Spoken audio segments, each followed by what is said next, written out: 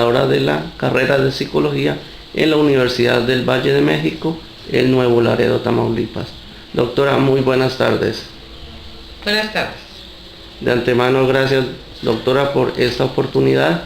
Y pues bueno, queremos contar con su experiencia para que nos responda unas pequeñas preguntas. Claro que sí. Para empezar, cuéntenos, doctora, ¿qué es la masturbación? La masturbación es una acción natural del ser humano. Dentro de las características del desarrollo del niño, el conocer sus partes es natural desde el momento de que empieza a explorar por dónde defeca, por dónde hace pipí. Este proceso, si el padre de familia lo marca como una información natural, el qué va a pasar, el cómo va a suceder, el que es importante que cuide sus partes, que cuide sus órganos, va a formar en él las características normales y mentales para poder darles el equilibrio natural de uso. El ser humano desde el momento del nacimiento trae ciertas características a vivir, a explorar, a experimentar. Una de ellas es su cuerpo. Él experimenta cómo llora, cómo habla, cómo aprende a caminar. Por lo tanto, este sentir y esta organización de exploración de su cuerpo es un proceso natural. Si los padres de familia en un momento dado explican al hijo el qué, el cómo, en el dónde pueden estar estas situaciones, explicar para qué sirven mis partes, cómo es útil limpiarlas, cuidarlas, protegerlas, y nos puede permitir que en un momento dado más grande el chico pueda manifestar confianza suficiente ante estos valores importantes que son el sentir y el experimentar. Este efecto que nos va a marcar en el adolescente después las dudas de lo que está sintiendo es porque no hubo un antecedente de los padres en explicarles naturalmente el proceso de desarrollo del ser humano o de las partes del cuerpo del ser humano. Entonces hay confianza suficiente en el chico para conocerse su cuerpo, para explorar su cuerpo y para poder saber qué evolución va a tener. De esta manera va a dar confianza en el chico para poder preguntar a los padres: me está sintiendo esto, estoy sintiendo aquello, me está cambiando esto, estoy cambiando de otra manera. De esto vamos a permitir en un momento dado que el chico venga a nosotros como padres a preguntarnos y no vaya a preguntar a amigos o en otros lugares que no van a ser acordes a estas necesidades.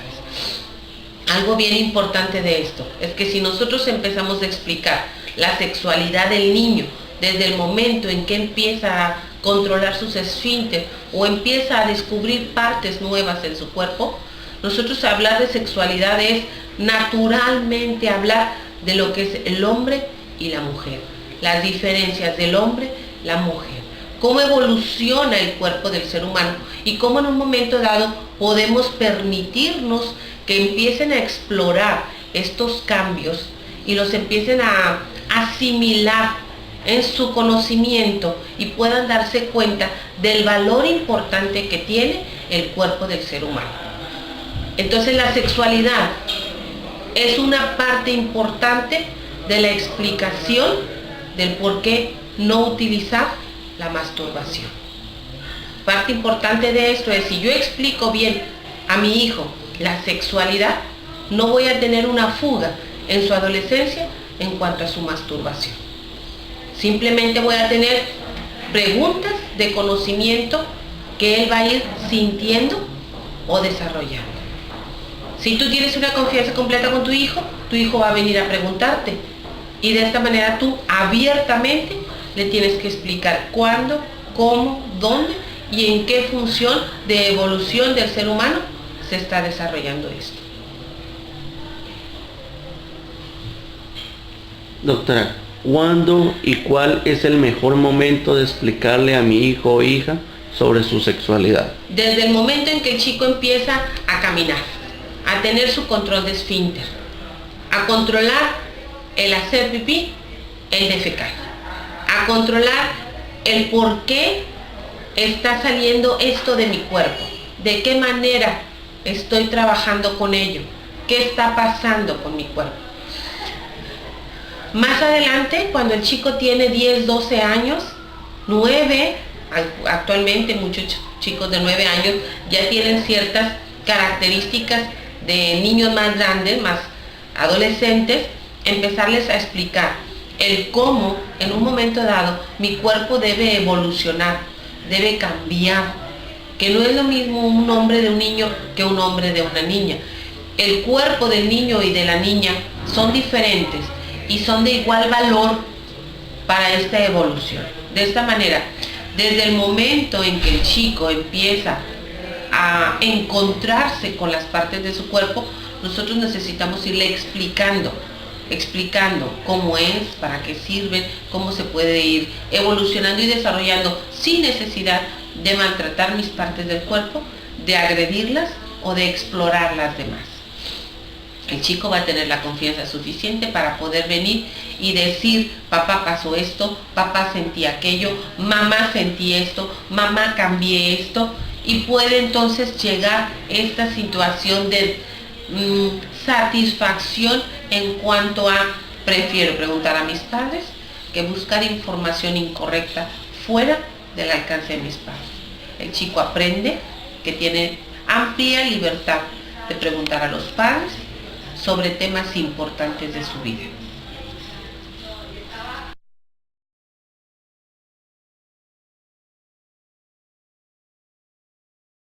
Tenga mayor autoestima, se sienta más seguro y más completo en la forma en cómo puede preguntar a sus padres o comentar un tema a sus padres.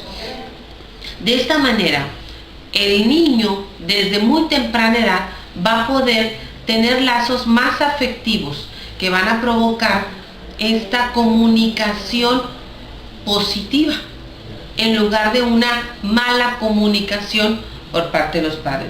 Es normal que se castigue a los hijos en un momento dado, pero si el hijo se le explica que hizo negativamente o por qué se portó mal, por qué lo castigaron, con forma positiva, el chico va a entender, ok, me quieres, por eso me reprimiste una acción o una situación equívoca, pero me informaste por qué lo hice. Entonces esta comunicación se vuelve positiva o se vuelve completa y buena porque me estás educando.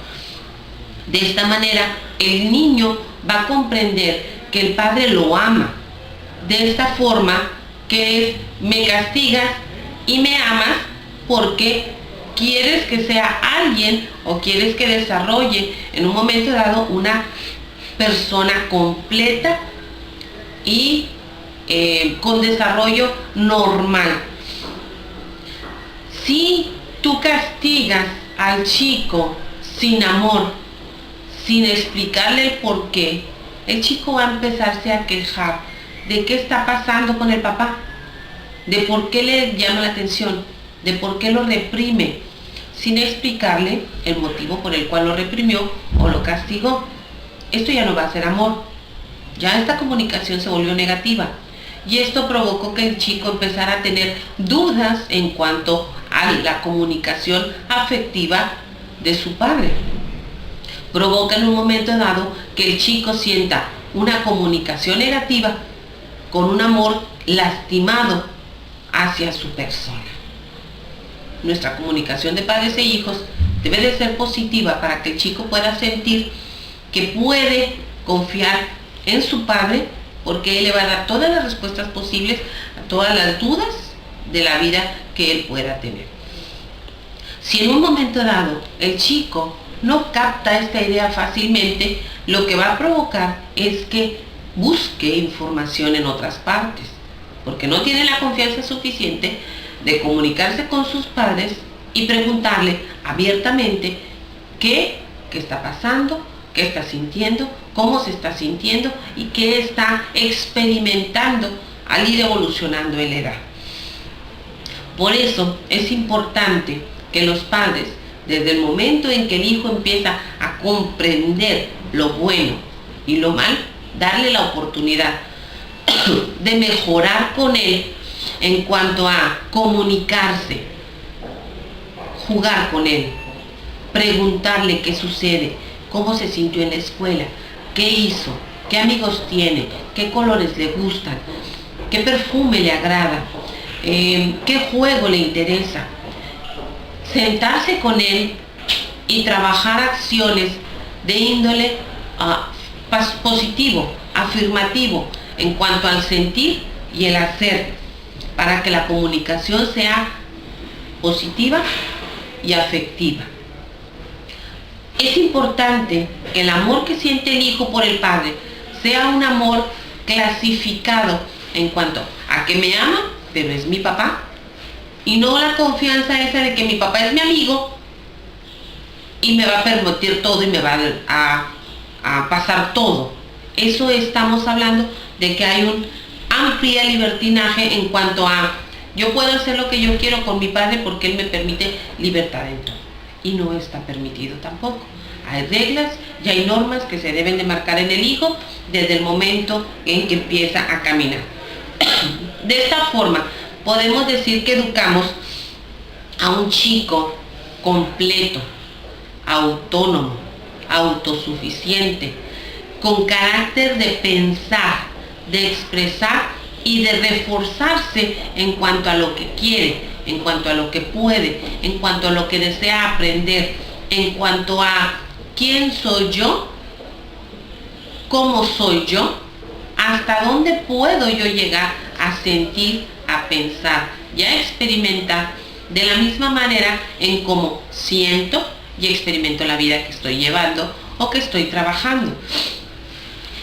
El chico, desde el momento que entra a la primaria, aprende a conocer las diferentes personalidades de sus amigos. Si tiene una definida personalidad, puede en un momento dado justificarse el que tenga dudas, el que experimente cosas, el que se alegre de algunas cosas y el que se entristezca de otras. Pero si el chico no tiene una definida personalidad, lo que vamos a provocar es que se sienta menospreciado, se sienta deprimido, se sienta alejado de sus compañeros de clases y empiece a tener un sentimiento de inadecuación dentro del grupo. Pero si nosotros como padres marcamos una comunicación afectiva con nuestros hijos desde muy temprana edad, ellos pueden tener esta fuerza de personalidad para que sean autónomos, completos y experimentales de la vida que les rodea. De esta manera no van a sentir miedo al preguntar a sus padres. Al contrario, van a sentir confianza en preguntar a sus padres todas las dudas que pueda pasarles dentro del salón de clases, fuera del salón de clases, con los amigos, con los vecinos o con los conocidos. Si no tenemos la confianza suficiente para platicar con nuestros hijos y decirles en un momento dado el qué, el cuándo, el cómo y el dónde de cómo es la vida, ellos lo van a buscar de alguna otra manera.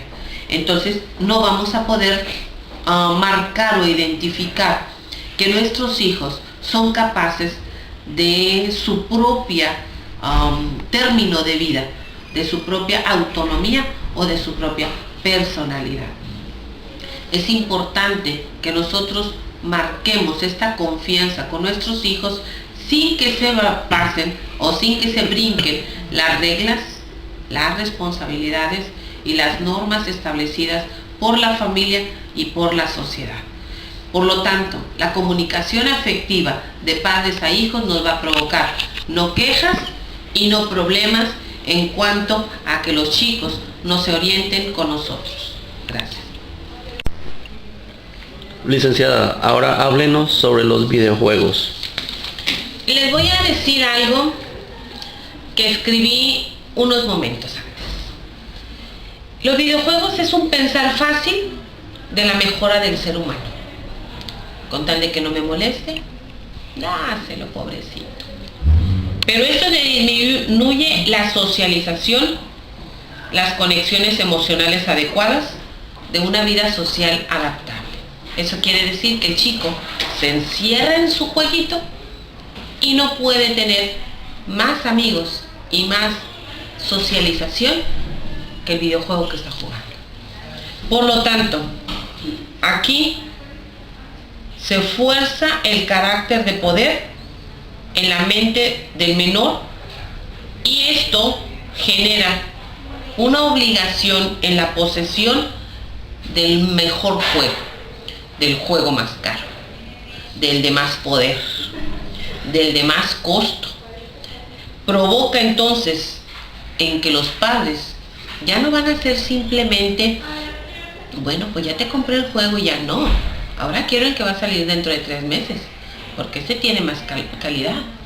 Ahora quiero el de más poder, porque ahora vienen de las luchas, porque ahora vienen de las guerras, porque ahora vienen de los lentes en tercera dimensión, porque ahora puedo hablar con el videojuego, porque ahora puedo interactuar y entrar dentro del juego con esos lentes actualizados.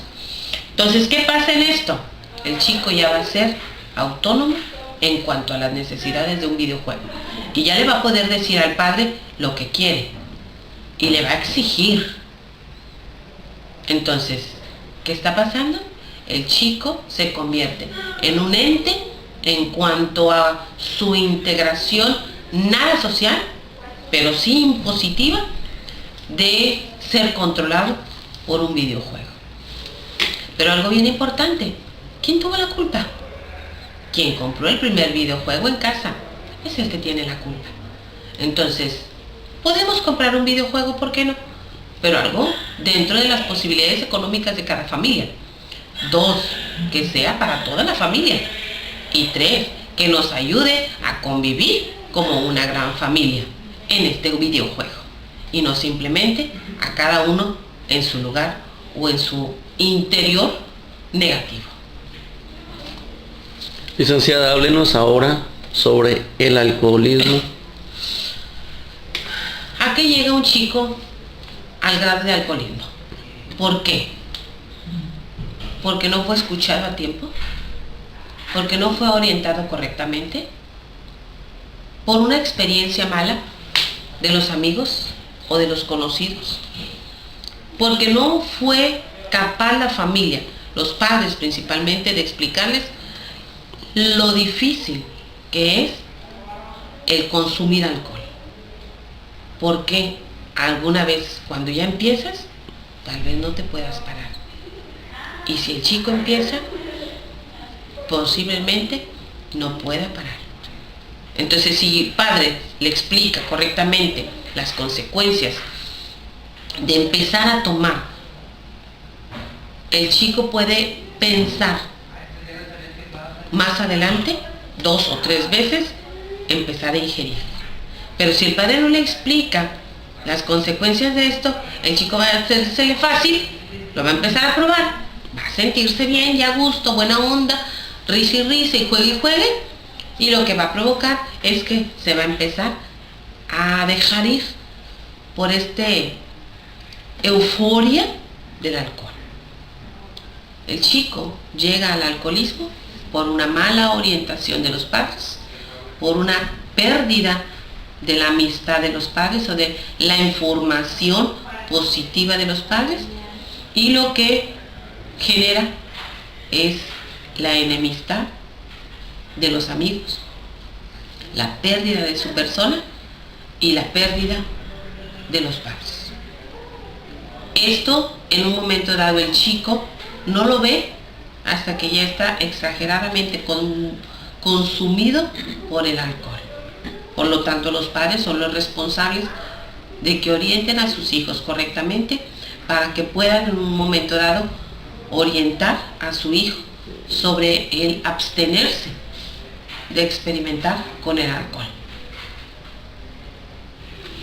Licenciada, hábleme del último tema, que para muchas familias me imagino que es un tema tabú, pero es una realidad.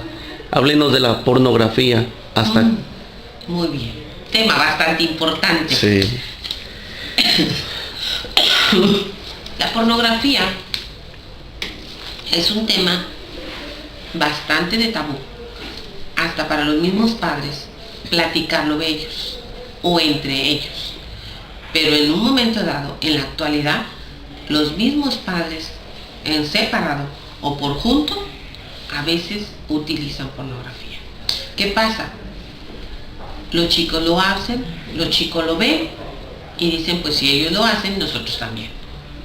Entonces no podemos permitirnos el simplemente dejar que nuestros hijos sean imitadores de nosotros, sino empezar a evitar pláticas e informaciones no adecuadas en frente de nuestros hijos sobre este tema. Hay que explicarles correctamente la sexualidad, hay que platicar abiertamente con ellos la sexualidad y darles tiempo y momento de que ellos puedan experimentar su vida sexual en su tiempo y en su momento. Y no estar enfermándonos viendo cosas que en un momento dado no las vamos a poder entender en cierto momento de su vida. Que va a llegar el momento o va a suceder en que ellos van a poder pensar o experimentar algunas cosas.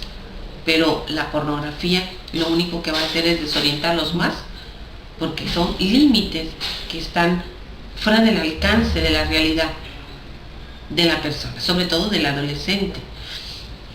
Los padres en un momento dado deben de estar conscientes de explicarles correctamente sobre la sexualidad, para que ellos no busquen ellos información sobre cosas no aptas en su tiempo y en su momento para su edad.